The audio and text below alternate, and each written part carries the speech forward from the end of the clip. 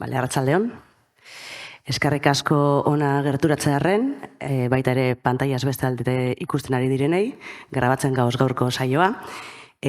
Azken garaian gero eta gehiago entzuten dugun trantsizio ekosozialaren gaia ekarri dugu gaur herria zuzenean solasaldira, eta egungo egoera aztertu eta etorkizun desiragarriagoak, bizigarriagoak irudikatzeko, Nerea Zuluaga Deustuerra eta Jokin Bergara Ibartarra ekarri ditugu gaurkoan.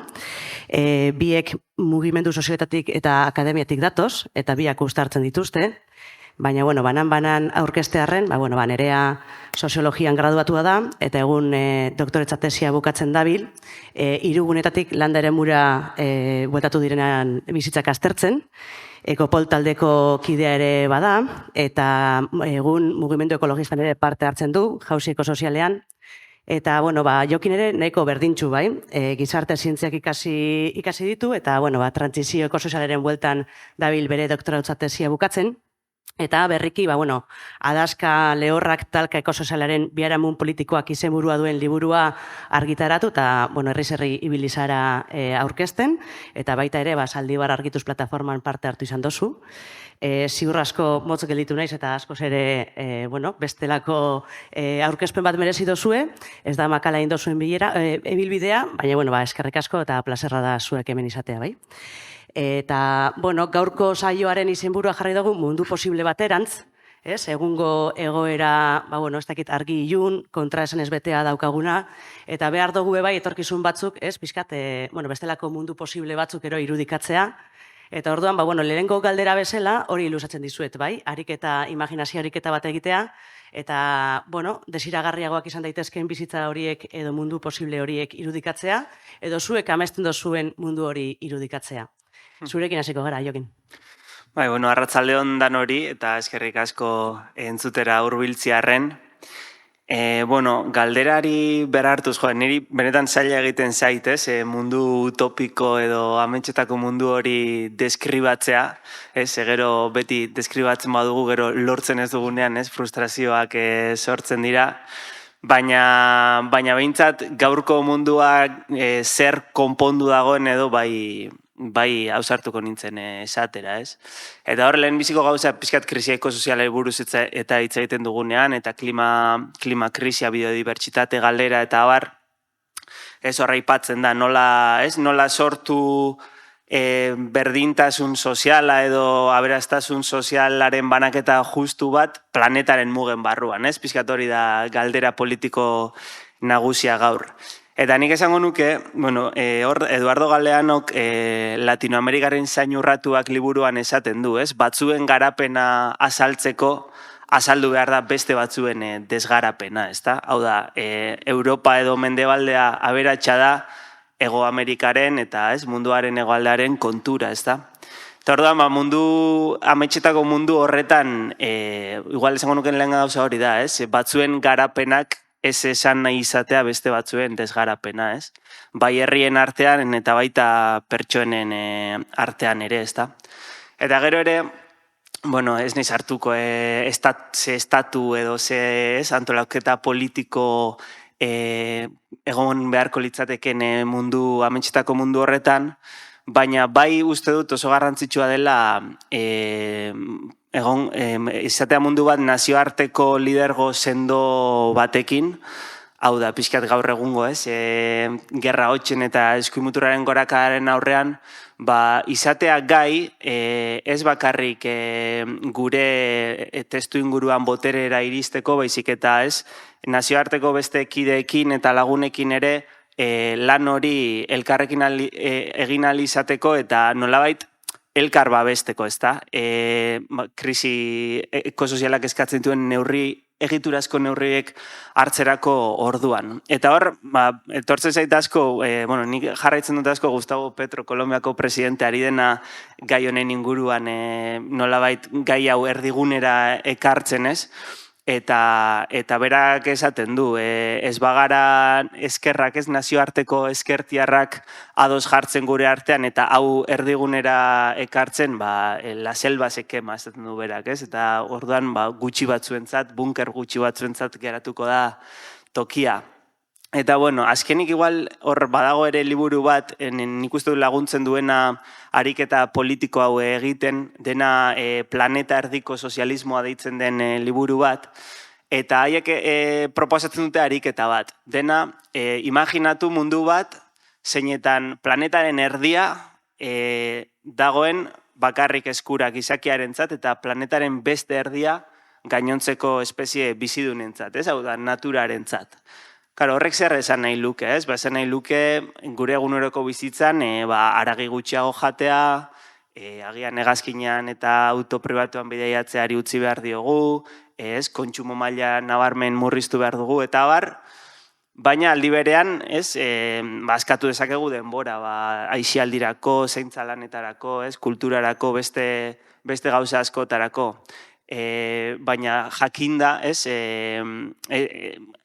Batzuetan erabaki politikoak hartzea honen inguruan ere oso zaila dela, ze ez da bakarrik mantendu behar oreka ekologikoa, ez? Oreka sozialak ere, jasangarritasun soziala ere mantentzea garrantzitsua da, ez?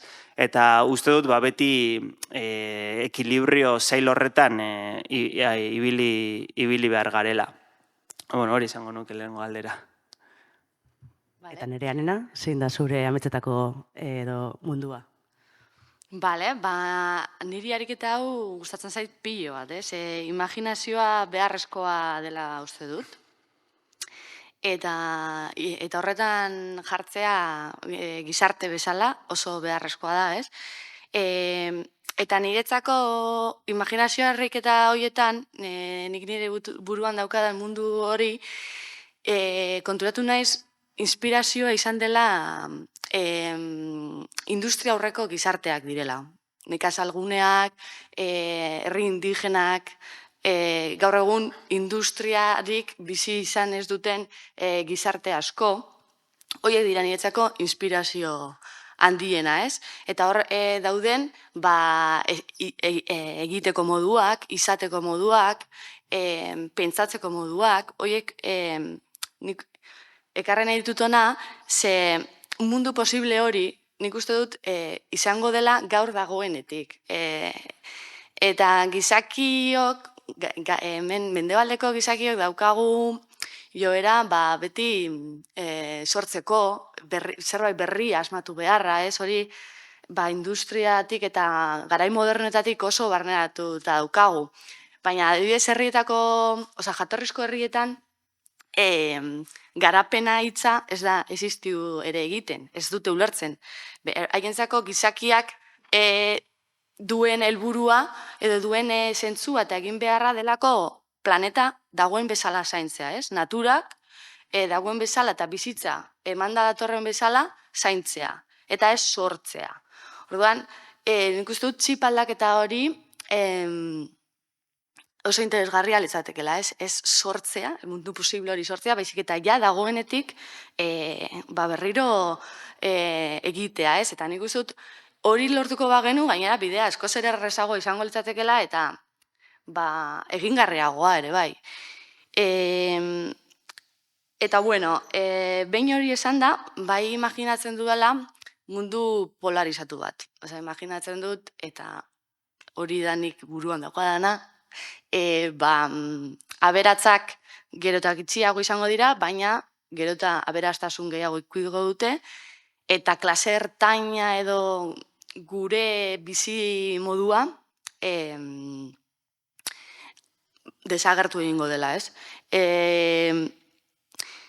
Eta orduan, imaginatzen dut alde batetik hor, ehuneko bata oso aberatza, eta imaginatzen dut bestalde, modu paraleloan, gizarteak komunitate kohesionatuak izango direla, eta autogestioaren bidez antolatuta egongo direla, eta zergatik diota, adibidez pandemian, ikusi genuen, auzokideen arteko sareak sortu zirela, eta auzokidea gaixorik bazegoen ekartzen genion erosketa etzera, eta ikusten dugu krisi egoeretan gizakiak baduela elkarlanerako joera, eta historikoki bizitza ere beti egonda elkarlanean sortua. Orduan, nik uste dut badagoela hor instintiboki eta gizakiak behar duela elkarlan hori eta hori krisi egoeretan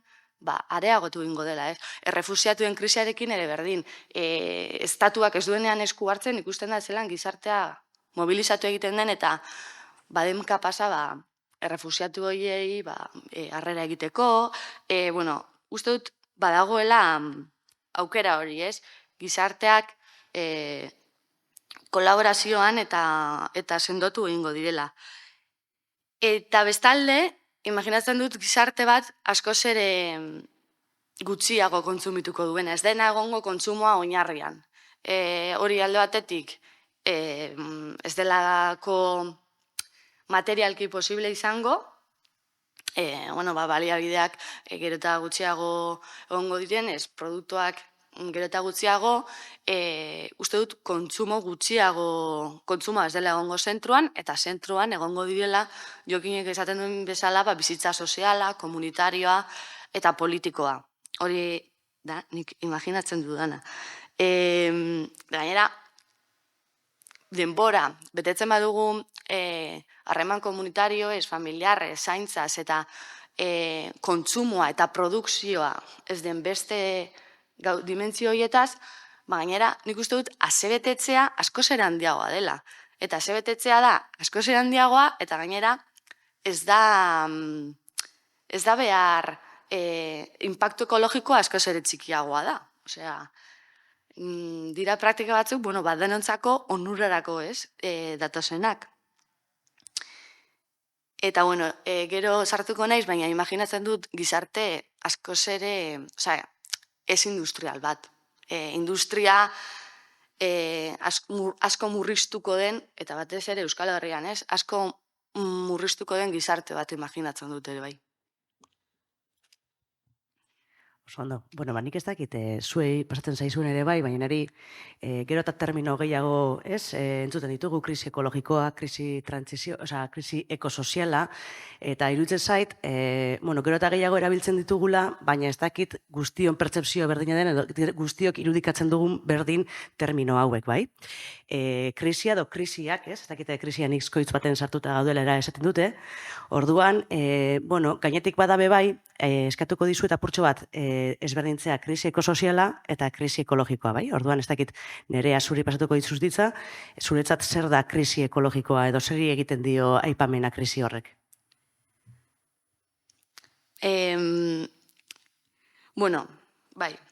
Krisi ekologikoa da desoreka egoera bat, ez? Niretzako, desoreka egoera bat gizakiak sortua dena. Orduan, krisi ekologikoa niretzako beti da soziala. Ze alde batetik gizakiak sortu du, eta beste alde batetik gizakia ere bada ekologia, bada natura. Orduan, niretzako krisi ekologikoa hitz egitea, alde soziala hitz egin gabe zaila egiten zait. Baina krisi ekologikoak izan dezakegu dela planeta, ekosistema, bizitza sistema bezala ulerturik, hor gertatzen ziren arauak, hori erregulatzen zuten arau guztiak desorekatu egin direla, eta askotan erabiltzen da eskema hau, 9 limite planetarioak edo muga planetarioak hautzi direlako horretak 9 horietatik 6 hautzi ditugu ja, edo gainditu ditugu, eta horrek sistema horretan desorekak ekarri ditu eta bizitza gaur egun existitzen den bezala arriskuan jarri du, ez? Eta apurtxo bat, horiek banan labur azaltzearren, lehenengoa da hondakin kopuruak, hainbeste hondakin sortu dugu ja lurrak ezin duela hori jasan.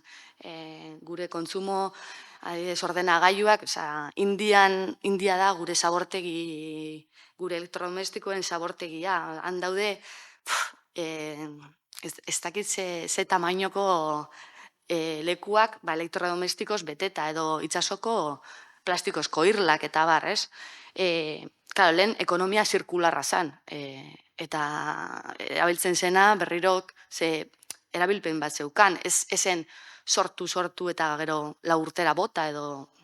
Orduan, Hori lehenengoa. Bigarrena, krisi klimatikoa da. Badakigu 1,5 gradu igarotzen ditugunean, desoreka gero eta katastrofe naturalak gero eta larriagoak eta areagotu egingo direla.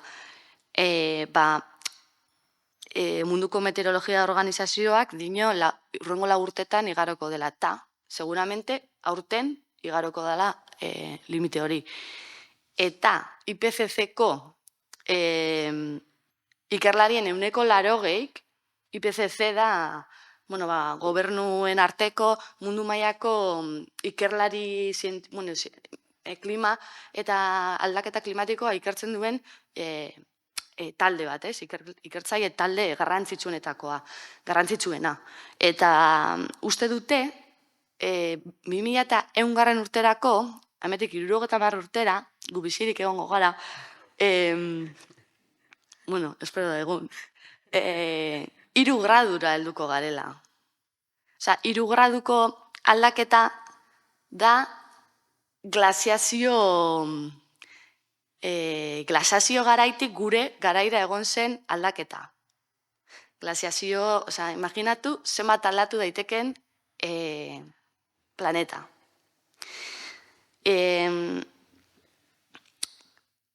Hirugarren muga, ekosistemen 160 gainditu dugu. Osa, 160 modu ez jasangarrean erabiltzen dugu, ez? Hau da, bionestasunaren galera eta 6. desagerpen masiboaren aurrean egongo ginateke, gizakiaren eraginez.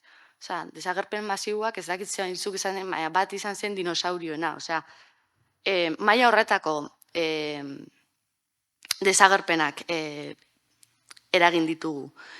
Eta beste bat da, laugarrena lurren eta uraren kutsadura. Mikroplastikoak, pestizidak eta fertilizanteen eraginez, nitrogeno eta fosforoa dago lurretan eta uretan, eta horrek eragiten du lurra izatea emankorra eta horrek eragiten du lur gabe geratzea, eta urgeza ere bai, eskazia biziko dugula, ez? Eta, horrekin lotzen da bai gero lehorteak, krisi klimatikoaren eraginez, lehorteek eragiten dute urgutzea, dena lotuta dago eta dena doa esponentzialki larriagotzen. Eta azken alizateke, CO2-aren kontzentrazioa ez dela murriztu. Eta, hau guztia gertatu da, nik uste garrantzitsua dela hau ikustea perspektibarekin. Ze gertatu da azken mendean, azken mendean. Osa, baliabide fosilen errausketatik eta hoien erabilpenetik, zibilizazio eredua horren oinarritu da erregai fosiletan, eta azken 100 urteetan sortu da hau guztia.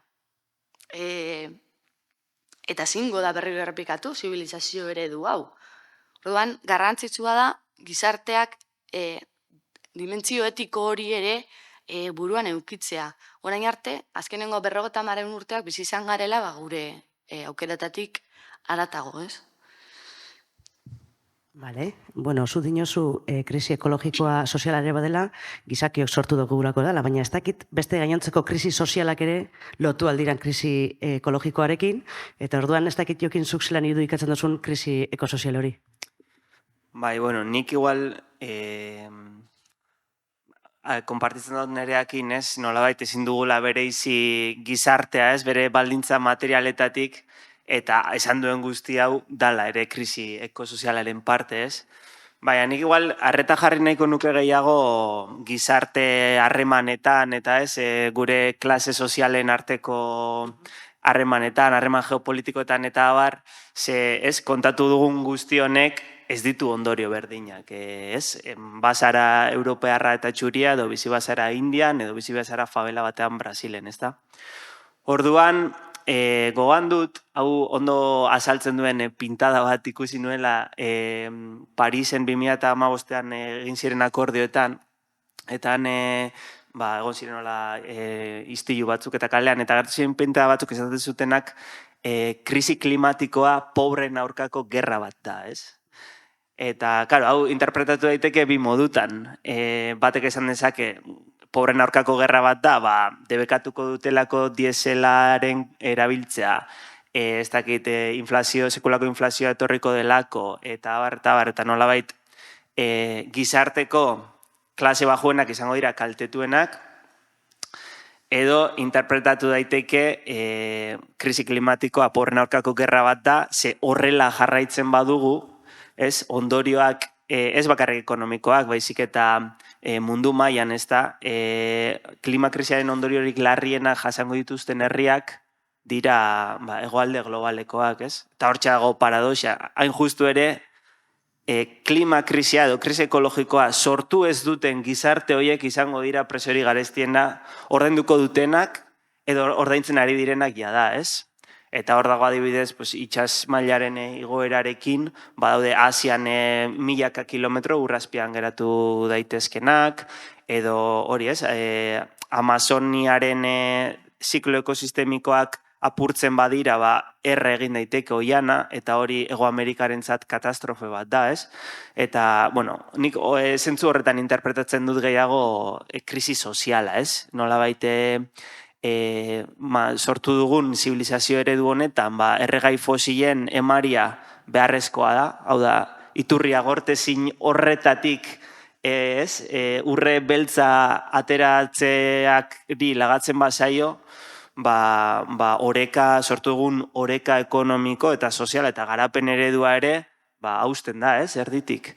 Eta horrek noski, ekartzen ditu, krisi asko. Tartean, krisi geopolitikoa, agian geroago itzengo duguna, baina nik uste, pixkat aipatu duzu, lotu ditzakegu beste krisi ekologikoarekin? Nik uste dut baietz. Ekofeminismotik ere, zaintzaren krisiari buruz ere egin daitezke lotura batzuk, orain ere, nolabait gerraren mehatxuaren atzean ere uste dut badagoela baliabideen kontrolerako nahi bat, nork aginduko du munduan, zeinek ditu trantsizio energetikorako behar diren baliabideen kontrola, eta gauza hauek, danok dakizkigunak, edo nolabait, gerra klasikoetan zirenak, oraindik eta modu gordinagoan ari dira ateratzen, ez da. Eta hori esango nuke, nolabait krisi ekologikoak, dakar berarekin ezinbestez, alabeharrez, krisi sozial bat, nik uste adierazten ari dena, jada sintoma ezberdinetan edo nolabait gertakari ezberdinetan, batzutan uste dut badagoela joera bat esateko, etorriko da, eta ulertzen dugula dena, egun batean gertatuko da zerbait, eta ez da egongo gasolindegietan petroleorik, edo baina nik uste dut ulertu behar dugula prozesu bezala, hau da, poliki-poliki, geroz eta ondorio gehiago, eta geroz eta maiztasun handiagoarekin ikusiko ditugu. Sintomak gainera aipatu dozuz ez, eta igual pixkat lurreratzearen gure egunerokotasunean nola irudikatu ditugu, sintoma horrek, ero evidentzia nagusi horrek, ez dakit adibide praktikorik jarri alditu zuen, gure egunerokotasun horretan nola evidentzitzen diran krisia honen sintoma horrek, bai? Jokin zut? Bai, pixkat esaten ari beharren nintzenarekin lotura eginez, ez? Uste dut gainera, hau badela askotan hitz egiten dugunean gai hauei buruz eta esaten da, baina jendeari, esaten du kezka baduela, baina gero, jarretzen du bere bizitza egiten eta ez du asko kezkatzen benetan, ez? Nik uste, pixkat Zaldibar argitu aipatu duzu lehen, eta han gertatu zenean zabortegi bat erori eta airea kutsatuta zegoen eta arnazten zenuen, zure gorputzean modu fisiko batean sentitzen zenuenean, hornek eragiten dit niri zuzenean, jendea benetan kezkatzen dela edo nolabait, behintzat zer ari da pasatzen hemen galdetzen duela, ez? Eta uste dut, eskin nabarmena da, Katalunian eta Andaluzian dagoen lehortearekin, eduki dugun negu arraroarekin, edo oraingo hotz hauek ere ez dira normalak, ez? Nik uste bai dagoela iritzi orokor bat, negazionista direnak ere esan dutela, hau ez da oso normala, ez? Eta nolabait hor aprobetxatu behar dugula ere, ez, hori, fizikoki sentitzen dugunean, ez, klima krisia batez ere, baina, bueno, badaude beste krisi batzuk ere azaleratu daitezkenak, orduan, ez, bidali gure mezuak, sartu gure mezuak, benetan hau kezkagarria da, ekin behar dugu, eta bar, ez? Edo, ez dakit, udan iritsi ginen bero olde hoietara, ez? Grezian uste dute errekorra izan zela 48 gradurekin, eta abar. Eta han, krisi soziala ere, ez? Aire girotua dutenak modu batean egongo dira, aire girotua ez dutenak beste modu batean, baina hori ez, egunerokoan nik uste dut igartzen ari garela, eta inflazioarekin ere, ez? Orain prezioen garestitzearekin ere, bai, nik uste egunerokotasunean dugun gurekin dagoen gauza bat dela, ja da. Bai, eta zuk esaten duzuna hori bizitzearena gorputzetik eta gu geuk ikustea, igual agian ezaigu tokatu, horren beste, baina mundua zehar, ez dakigu, baina, eta guk ez dugu ikusten egunero teleberrian, baina ikaragarria da, ez? Muturreko gertaera meteorologikoak biderkatu egiten ari dira, eta gero eta gehiago izango dira. Gure seme alabek edo zuen seme alabek, segurazki biziko dituzte, lehorte, zute eta uholde gehiago zuek bizi dituzuenak baino.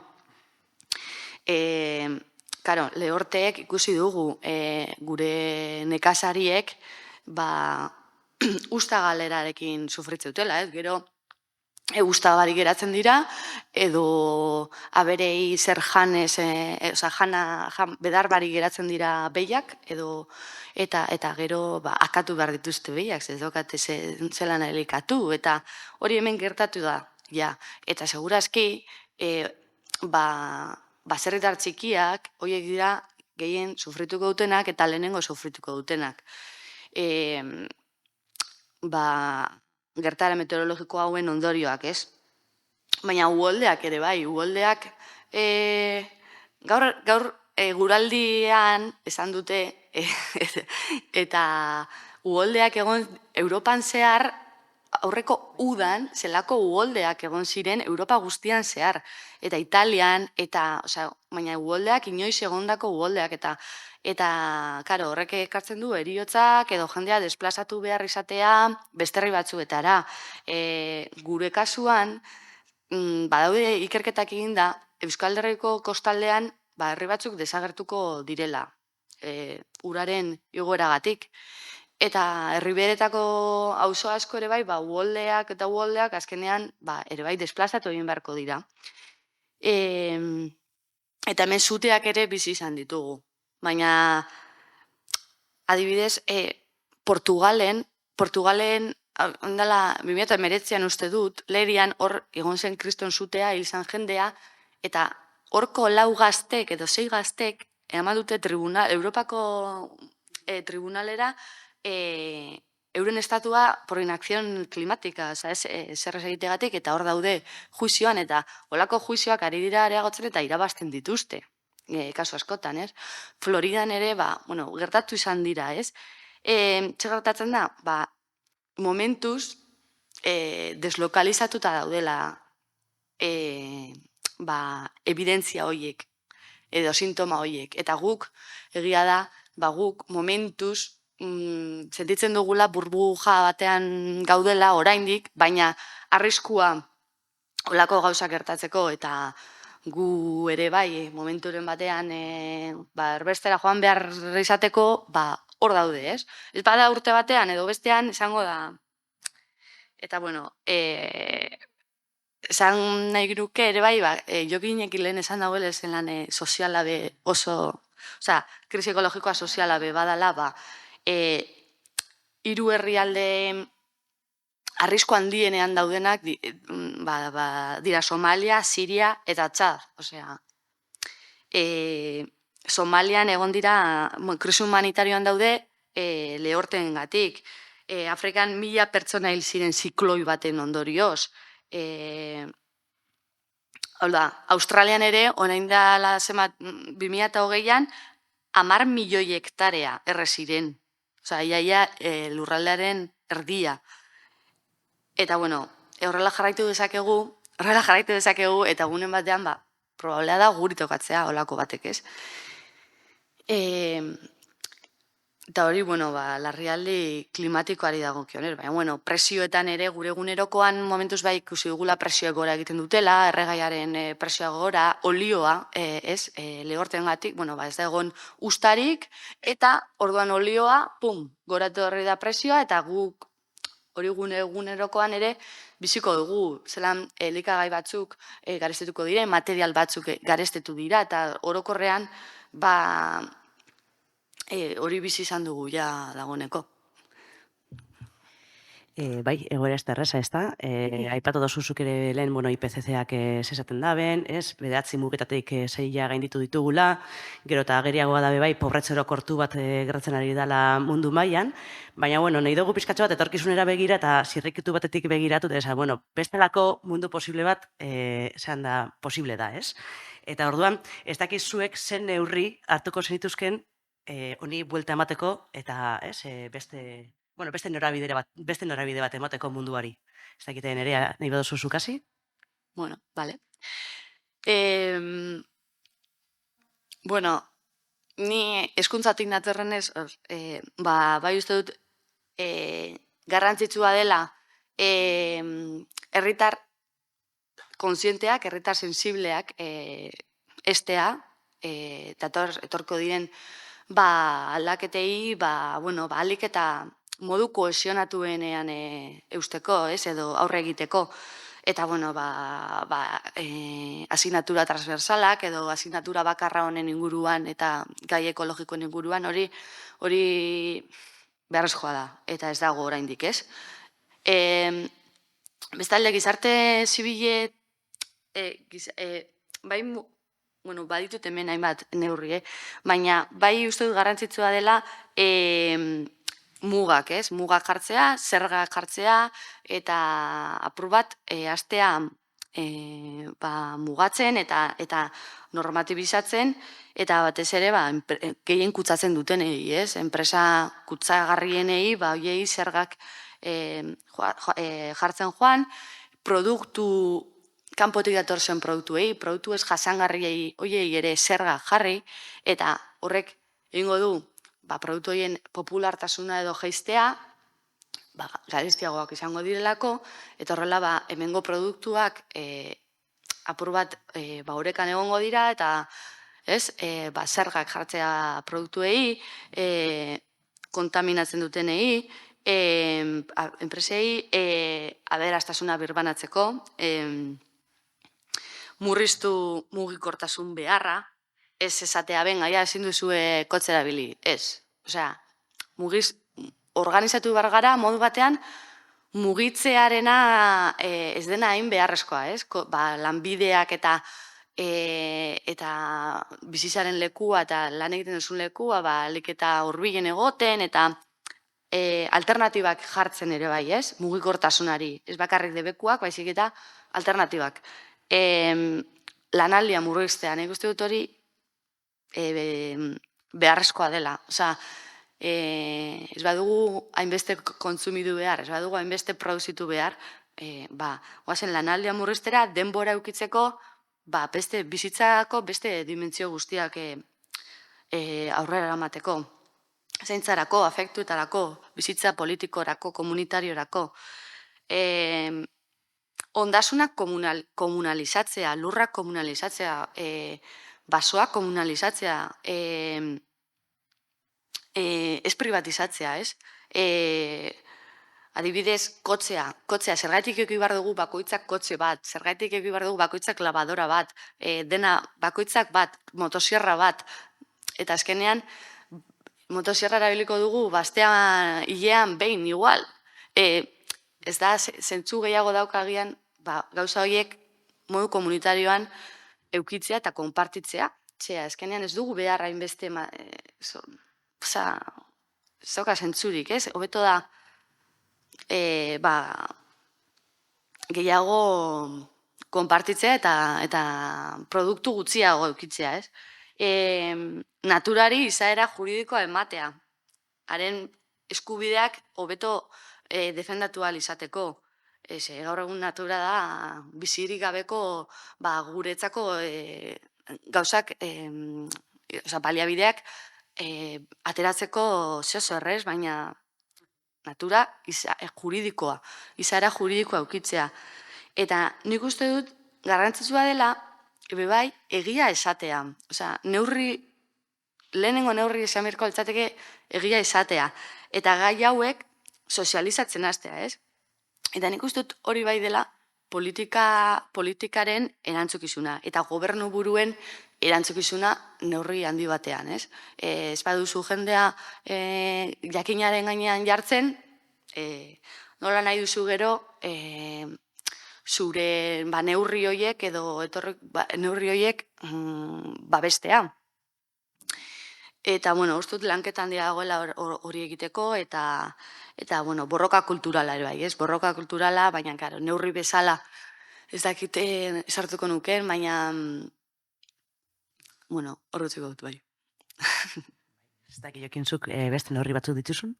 Bai, esan ditu, ez, gehienak. Ni igual jarriko naiz pixkat populista, eta bai iruditzen zait, badakigula ez neurriak, aztertuta daude, zeintzuk diren egiturazko neurriak, ze komeniko litzateken hartzea, baina galdera da, nola egiten dugu hau, ez? Nola artikulatzen dugu mugimendu politiko eta sozial bat, gaitasunarekin, esan diren gauza hauek jendearen gana iristeko, eta jendea ez matxinatzeko gure kontra, ez? Eta hitz egiten dugu mugari buruz, ez, zergari buruz, ez, murriztu, eta, hor dago beti oreka zail bat, ez, debekuaren eta guztiontzat komenigarria denaren artean, ez. Horrean nik uste dut, lehenbizi, igual esan behar duguna, badaude hori kamiseta batzuk modan jarri direnak eat the rich, ez? Nolabait, sinesgarritasuna irabazteko, esateko, gutxiago bideatu behar dugu, haragi gutxiago jan behar dugu eta ezin dugu ontzat eman jet pribatuetan, klima goibilerak jet pribatuetan egitea luxuzko autoak egotea. Euskal Herrian 5 aireportu martxan egotea. Ez dakit, ez? Luxuaren existentzia bera borrokatu behar dugula, modu baten, ezin da izan gu gure jendeari esatea murriztu behar duela bere kontsumo maila, eta aldi berean badago hemen jendea, ez dakit 4x4arekin pasioak ematen, jet pribatuak kontratatzen Veneziara faltzera juteko, edo, pizkat, baina uste du simbolikoki dela adarra jotzen, jendeak pentsatzen dela, ni ari nahi sakera bat egiten, eta gero adarra jotzen didate, ez? Eta uste dut hori, igual pizkat populista jarrita, baina badela, sinesgarritasuna irabazteko, esatea ez, lehenik deshazi behar dutenak eta kontsumoa murriztu behar dutenak dira gizarte aberatsetako aberatsenak, ez? Eta, gero igual gehitzeagatik ere, nik uste dut diagnostikoa badaukagula, ez? Baina gero nola izan soluzioaren parte ere herri mugimenduetatik, ez? Zau da, lehen pizkat nerari diskutituko diote industriarena eta nahi dut esan, badakigu, ez, industria dela, ez, gure kontsumo gizarte honen erdigunea gehien kutsatzen duena eta ari dena krisi ekosoziala eragiten, ez? Baina aldi berean uste dut ezin dugula esan industria itxi behar da, ez? Eta industriako langile danak, langabeziara edo nik uste dut pentsatu behar ditugula ekonomia forma berri hortan proposamen originalak, uste dut Mekanerren eta egiten ari direna edo Florentziako GKNren esperientzia adibide politak direla nolabait zeharlerro batzuk edo ez, joera batzuk markatzen dituztelako eta mugimendu ekologista edo ez, herri mugimendua eta inkluso instituzioetan dauden ezkerreko alderdiak implikatu behar direla hortan, ez? Hau da, ez bakarrik utzi sindikatuen gain ardura hori, baizik eta guk ere proposatu. Hemen, ez, sektore kutsako rauek murriztu behar ditugu, izten joan behar da, baina aldi berean goazen ekonomikoki bideragarriak izango diren beste esperientzia batzuk martxan jartzera, baina aldi berean saiatuz, oreka ekologikoa edo planetaren mugan sartzen, ez? Eta hor badago, Kate Raworth ekonomialariaren lan bat, donuts ekonomia deitzen diona, eta nolabait jartzen dituzu zintzu diren planetaren mugak eta zintzu diren muga sozialak, ez? Eta bien arteko oreka hortan saiatu behar garela mantentzen. Berriro diot, galdera da, nire ustez nola egiten dugu hori politikoki, ez? Nola ekarri, ez? Hau errealitatera, ez? Praktikara, eta aldi berean jendeak interpretatzeko gu garela soluzioaren parte, ez? Eta ez esateko, pixkat hauek ari direla guri herri eta egiten denbora guztian, ez? Uste dut hor inteligentziaz jokatu behar dugula. Ez dakit pixkat galdera usaila dan, edo pixkat igualdia hasi dozuen, ez? Baina orain estrategia soziopolitiko bat martxan jarri behar badugu, nondik hasiko zinateke, zuiokin?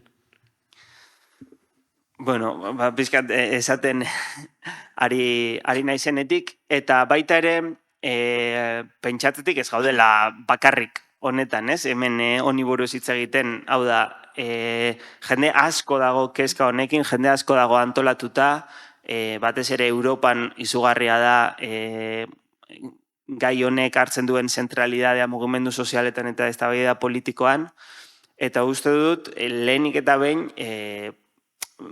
gai hau erdigunera ekartzen badugu, horrek eskatzen digula aliantzak berriak jostea, bai zientzialariekin, bai gazteekin, bai beste herriekin, eta nolabait, lehen aipatu dudan nazioarteko mugimendu horretan, gure aletxoa jartzea. Hau, bada oso lokala, gai bat, sortu behar ditugu kontsumo kooperatibak herrietan, komunitate energetikoak eta bar, baina aldi berean da globala, erabaki garrantzitsuenak hartzen dira, ez dakit Europar Batasuna moduko marko batean, edo gure herria gainditzen duten instantzietan, Orduan ni hortik hasiko nintzatik, pixkat gure alea jartzen ere nazioartean mugimendu potente bat antolatzeko eta bultza egiteko zentzu hortan.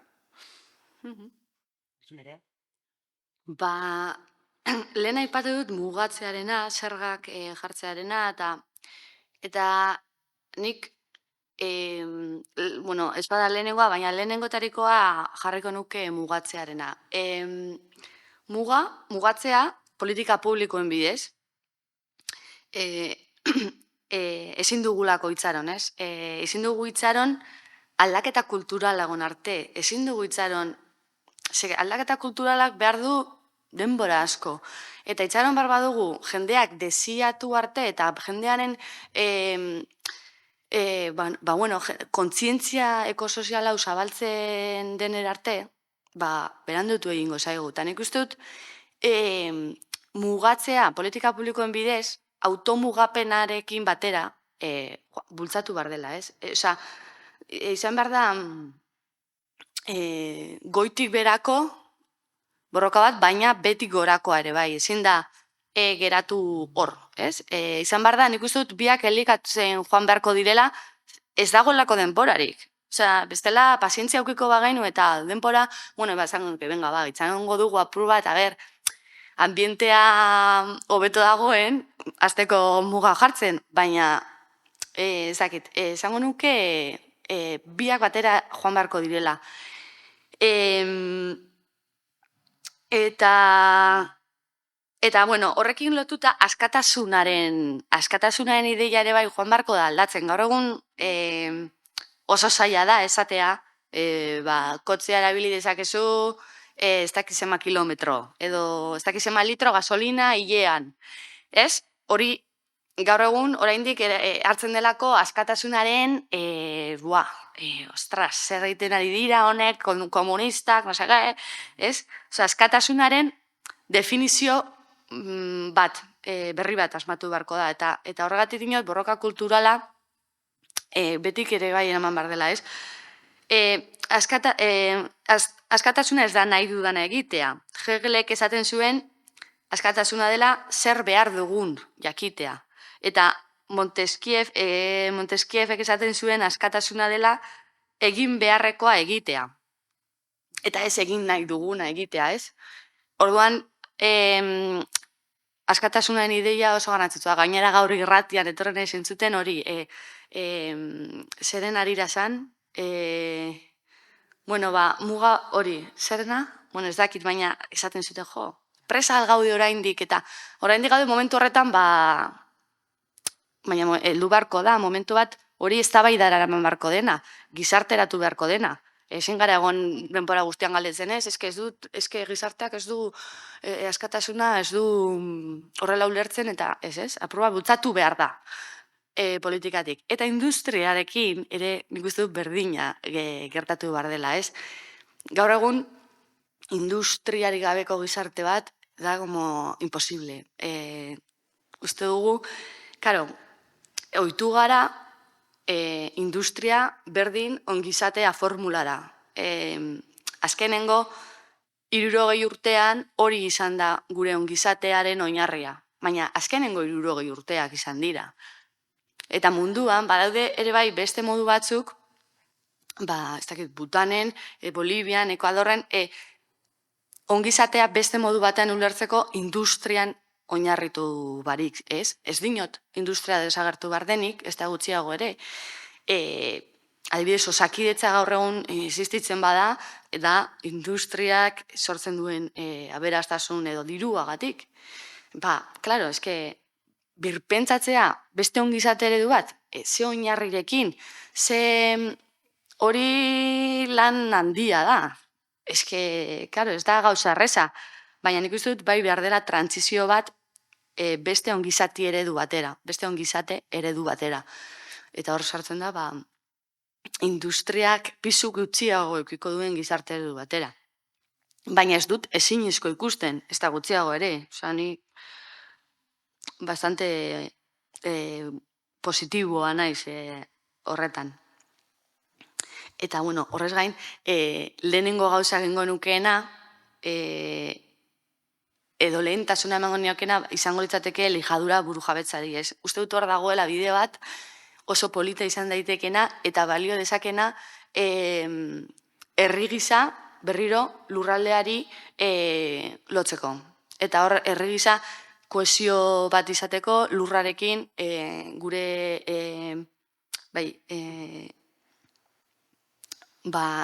Euskal Herria berbaserriratzearen alde nago. Oso ondo, sartu gara urranditan, eta niri, prestatutan dituan galderak bukatu zaizkit, orduan zabalduko dugu igual pizkat tartetxo bat publikotik galderak egin nahi badizkiozue Jokinitan ereari, eta zuiri emango txuetitza dai. Igual nolabaiteko komentatu duzu ez espiritua eraman behar duen aldaketa, baina esplezituki ez duzu aipatu adibidez ez askundea. Ez politiko mailan ez da zertarako erabiltzen, eta sekulako beldurra ematen du, nik ulertzen dute, segun printzipioz termino ekonomikoetan hitz egin da, esaten danean desaskundea ematen ari dela, orduan guztiok, ibiltzen gara estu, sartu dizkigute horrelako hitzak, eta horri nik ulertzen dut aldaketa emateko, lenta bizi asmatu behar dela beste hizkuntz bat, baina horren inguruan ze pentsatzen duzu ez. Nik uste garrantzitsua dela, ideologikoa, baina horre dakar beste gauzak egiteko era eta beste irekuntza bat. Nik uste hor beti da, beti aipatzen dut, Emilio Santiago Muñok egin zuen bere doktoretza tesia Kubari buruz, Kuba periodo espezialeko garaian Sobietar Batasuna erori zenean petroleo eta gas barik geratu zen, eta egin behar izan zuten sekulako egokitzapena, sekulako desaskundea janalizateko, biztanleria guztiak.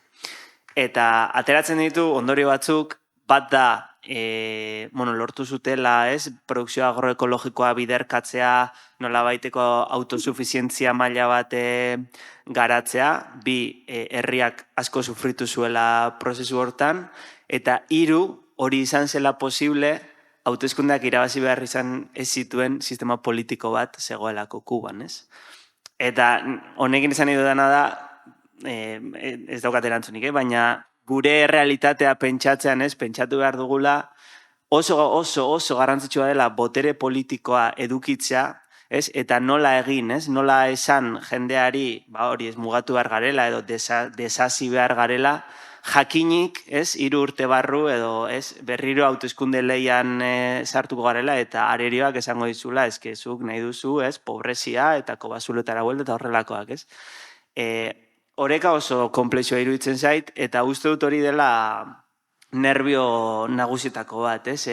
Desaskundeari buruz zer esan, nola esan, zelan esan, pentsatu behar dugunean, nik uste dut hori kontuan hartu behar dugula, ez? Badakigu, ez? Gure kontsumoaren esfera materiala murriztu eta desasi behar dugula, eta nahi dugula post-askundeko ekonomia bat, edo, ez? Planetaren mugekin orekan, baina sistema politiko liberal batean, ez, demokrazia eta bar. Orduan, bebai galdetzen dela hemen batzuk esaten dute, bueno, demokrazia batean ezinezkoa da, eta bakarrik egingo du Txinak, edo bakarrik egingo du, sistema politiko unipartidista batek, edo, bai, eta, bueno, niri uste dut hortxe dagoela galdera nagusia. Nik, behitu ez gara konturatu, eta ez dugu erabili desaskundea, baina desaskundea hitz egin dugu momentu oro. Eta, bueno, ez nauk eskatzen igual gehiagie. Gehiago da, ze edukiz betetzen dugun hori hitza bera eta eduki positiboak, gara gaude, eduki positiboz betetzeko ere. Baina, bueno, nahi baduzu, posaskundea erabili dezakezu. Aurreko batean, holako itzaldi baten batek esan zuen, posaskundea izan daitekela aukera bat. Bai, edo ez, saiatu errelatoa sortzen hobeto biziko garen, ez? Gutxiagorekin hobeto bizi, edo, bueno, baudela kontzeptuak ere, ez? Nola da, ongi suma... Ongi bizitzea, bai. Ondo bizitzaren kontzeptuan inguruan zer da bizitza ona, zer ez. Nik uste hor sartu behar dela, ez? Bai. Markoa hori izan behar dela, ez? Desasi behar dugu, baizik. Hobeto bizi behar dugu, ez? Bestela, bueno, nik azkenengo ariketa bat dakat prestatuta beraientzat, baina gara izauzi, bestelan gero oso balduko dugu ni baduzu galdera gehiago. Baina berari emango dietitza bukatzeko gaurko solasaldia, eta oin hauteskundeak pasatu berri eta debateak eta izan ditugunez, bueno, utziko diet politikari bezala azkenengo minutua, zuei konbentzitzeko mundu posible horretara, bai, nola egin bidea, bai? Así que, ez dakit nor nahi da benasi, Nerea, Joakin? Pentsatu behar dut. Bueno, nik esango nuke krisi ekologikoa edo krisi ekosoziala badela gai bat gure bizitzetan presente egongo dena hiltzen garen arte, hau da, 21. mendea goitik bera gurutzatuko duen gai bat dela eta gure garaiaren erdigunea hartzera datorren gaia dela, ez? Eta horregatik egingo nuke dei bat esateko ez dagoela idatzia honen ondorioa zein izango den, hau da, ez da dena iluna izan behar, eta gaur egiten dugun borrokaren eta indarraren araberakoa izango direla horien emaitzak, ez? Horregatik, deia antolatzera, mugimendu ekologistan parte hartzera, herrietan proiektuak martxan jartzera, eta eraldaketa sozialean, ez, sinisten dugunok, borrokau ematera deitua gaudela eta irabazi daitekela. Bueno, ni ere jarrera positiboarekin, uste dute posiblea dela, aldaketa handia eta sakona ematea, eta horretarako herritik borroka kultural oso potentea egin behar dugula. Eta horretarako nik animatzen du jendea elikatzera beste modu batzuetatik, ez? Osea, enteratu behar gara eta jakin behar dugu gauzak nola egiten diren beste leku batzuetan egin daitezkelako, ez? Eta horrek nik uste dut erresten duela ere bai bidea egitera, ez? Badagoelako, eta gu geuk ere, herri gisa badaukagu badukagu esperientzia autogestioan, garapen komunitarioan, elikadura burujabetzan, osea, historia luzea daukagu eta aritua gara horretan. Orduan horretatik elikatzea eta horretan jarraitzea da mesua. Bai. Oso ondo. Bueno, eskerrik asko. Hemen emango diogu amaiera gaurko solasaldiari, eta eskerrik asko etortzearren, eta zueri bai, hemen izatearren. Mila esker. Eskerrik asko.